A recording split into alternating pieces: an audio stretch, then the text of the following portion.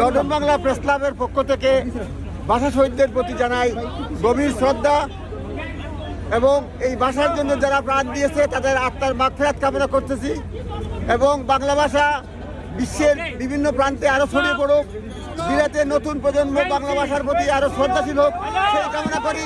আন্তর্জাতিক মাতৃভাষা সফল হোক, সার্থক হোক এবং ভাষা শহীদদের প্রতি আবারও শ্রদ্ধা। বাংলা ভাষার শুদ্ধ প্রচার এবং প্রসার চাই।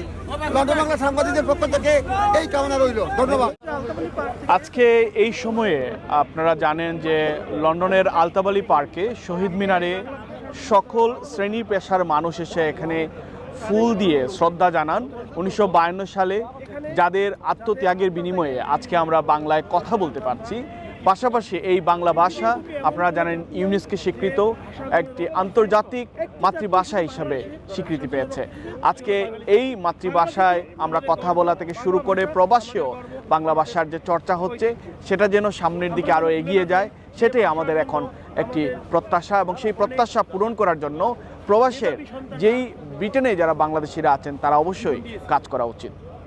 বাংলা খ্যাত আমাদের এই বিলেতে আমরা প্রতি বছর মহান ভাষা আন্দোলনকে সামনে নিয়ে মধ্যরাতে এখানে আমরা শ্রদ্ধা জানাই বিভিন্ন সংগঠন, তারাই ধারাবাহিকতায় এখানে কেন্দ্রীয় শহীদ মিনার কমিটি আছে, সেটার তত্ত্বাবধানে এবং এখানকার টাওয়ার হ্যামলেট কাউন্সিলের লজিস্টিক সাপোর্টে আমাদের এই দিবসটিকে মর্যাদার সাথে পালন করার চেষ্টা করা হয়।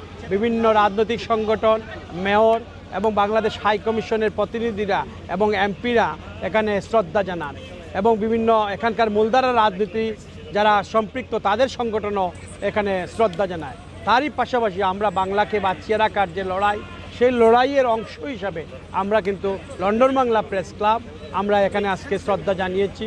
পাশাপাশি আমাদের মিডিয়া কর্মীরা এখানে উপস্থিত হয়েছে।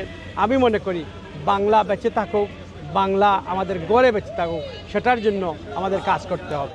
আন্তর্জাতিক মাতৃভাষা দিবস উপলক্ষে আজকে ব্রিটেনের লন্ডনে শহীদ আলতাবালি পার্কে হাজার হাজার বাঙালি বাংলাদেশিদের উপস্থিতিতে বিনম্র শ্রদ্ধা জানালেন বাংলাদেশিরা। বাংলাদেশের মানুষ বিনম্র শ্রদ্ধায় স্মরণ করল 52 ভাষা আন্দোলনের সকল শহীদদের।